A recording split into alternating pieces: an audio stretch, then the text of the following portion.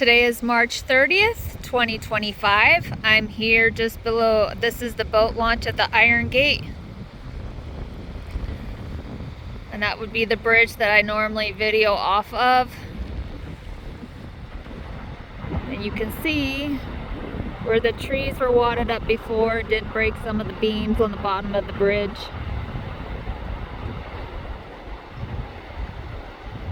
I don't know if I can see over there or not.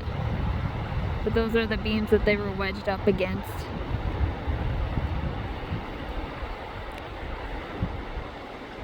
But I figured I'd come up today, kind of see what everything looks like. We had nice weather earlier this week. We were in the 70s, almost 80s, Monday through Wednesday. We had some mountain storms come through later in the week. We've had some fresh snow yesterday on some of the mountain tops. That would be the dry hydrant that you see there that they put in for the fire suppression. There is a ramp over on the other side of it, and that would be the fish hatchery, the Iron Gate fish hatchery, I should clarify. And then down that direction is where the inlet is. You can't really see it from here. And then down on around in that bend would be where the Iron Gate gauge is located. This morning at 9:15 it showed the flow here was, the CFS here was 4,940.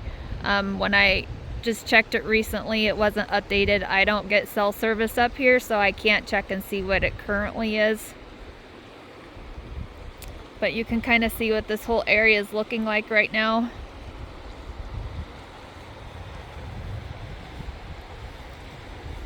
So I'm going to pause it. So it looks like they're doing some kind of work right here. Putting some gravel in.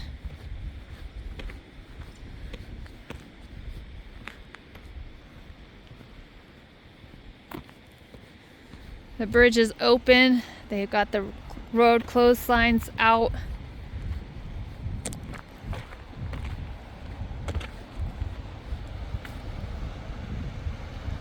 Trees over there looking pretty. They're starting to bloom out. And if you look, you can still see there is some sediment accumulation around here. It's probably going to continue to happen when we get these high flows and high releases.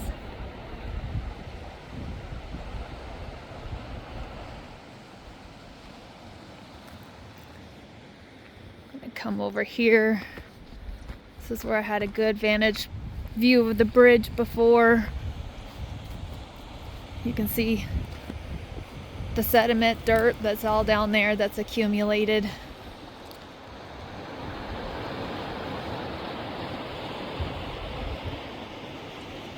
And that would be the bridge. I think that that's the one that they're going to utilize. At least they've been utilizing it for the heavy equipment when this white bridge was closed.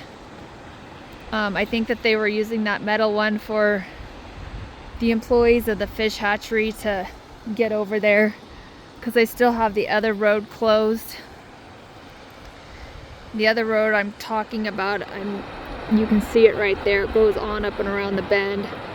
That also leads to the houses that are located on the south side of what used to be Iron Gate. But you can see the bridge. That almost looks like they replaced one of the beams. That one looks newer than the rest.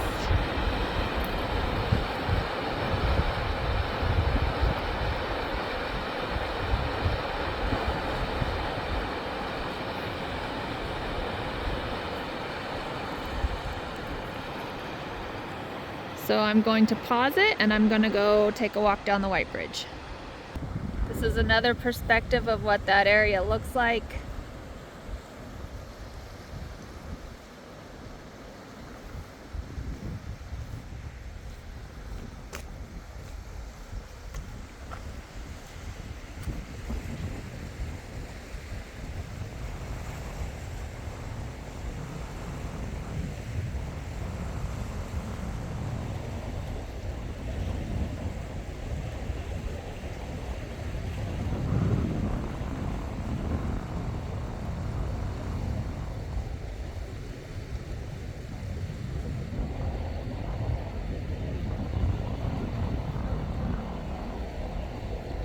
go down there next.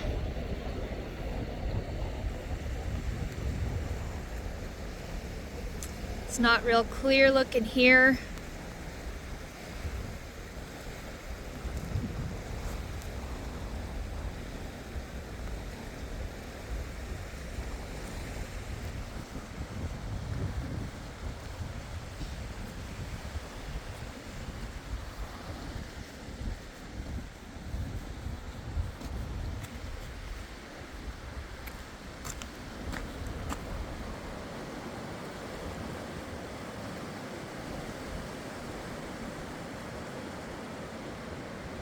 This is looking upstream. And up in that region is where they used to have the sonar device when they were gauging the fish.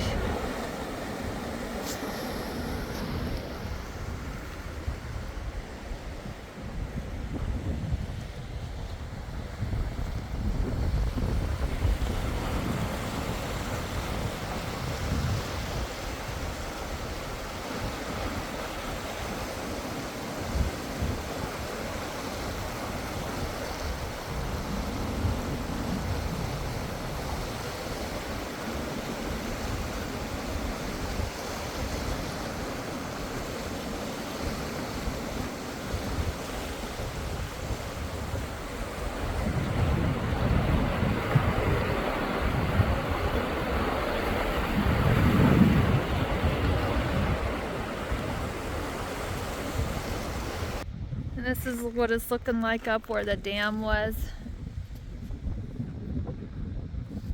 That's the bridge that they've built for this project. You can see that you can't get past that security gate. This area is all fenced off anyways, so you can't even get in there right now. This is a better view of it. And that canyon right there is where the dam used to be.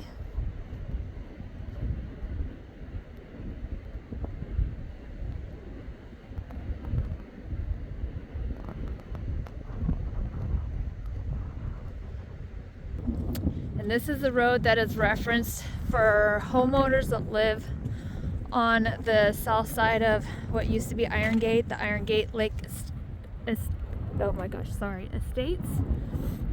This is the access point that they no longer have access to in case there's a fire and they have to get out.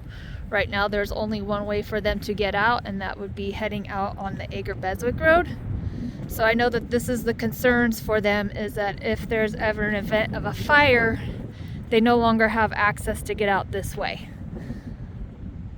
Because on the other side of that bridge it's locked, and I'm assuming up on that road somewhere it's barricaded. I haven't been up there, so I can't verify that. I just know that those homeowners can no longer get out this way.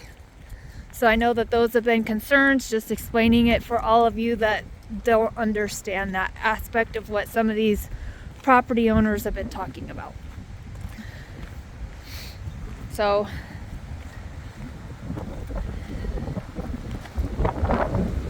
I'm going to pause it and I'm going to go down below. It's a little windy right now. I don't know if you can hear me. You can tell that there have been tracks down in here. I'm trying to cover up the speakers so that the wind isn't too bad.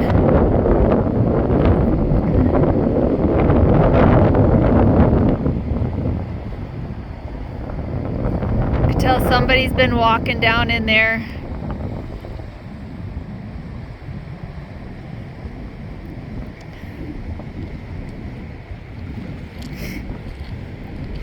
I get the little bit of a decay smell here and there.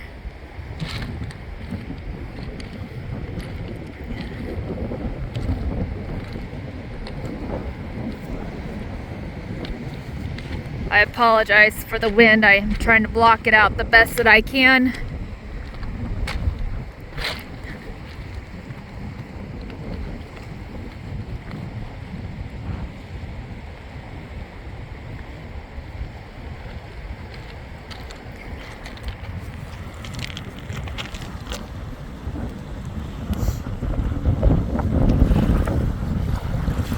some clarity in the water.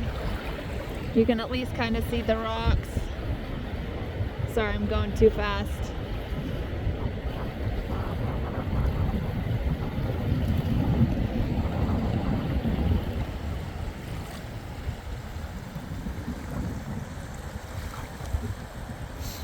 But there is a lot of sediment. I don't have my gloves with me to kind of figure out how deep it is today. Maybe one of my next trips up, I'll bring my gloves with me.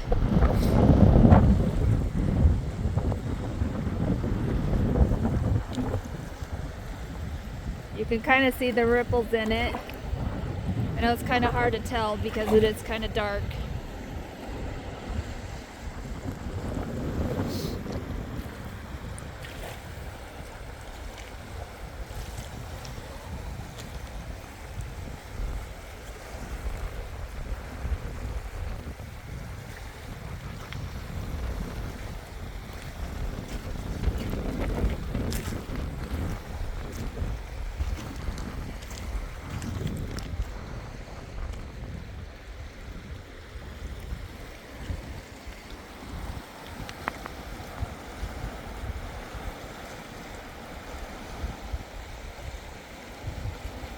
Looks like it's flowing pretty good over there where they put in the boat launch site.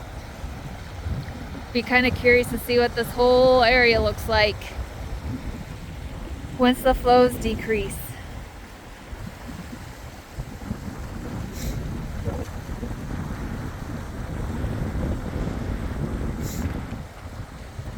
So it's getting cold out here. That wind's got a briskness to it.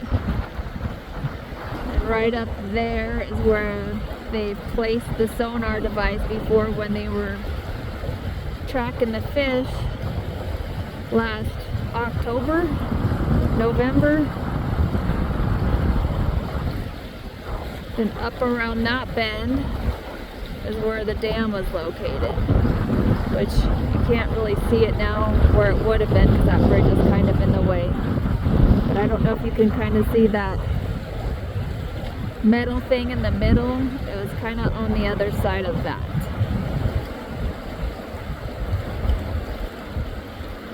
On the other side of that bend.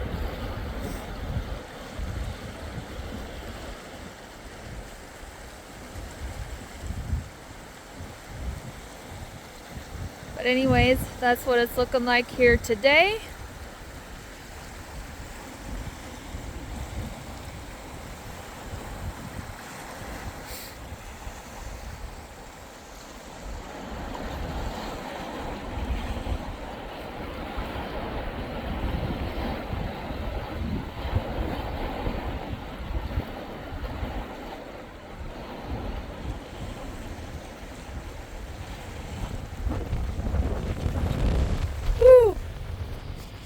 Sorry, those little wind gusts come up.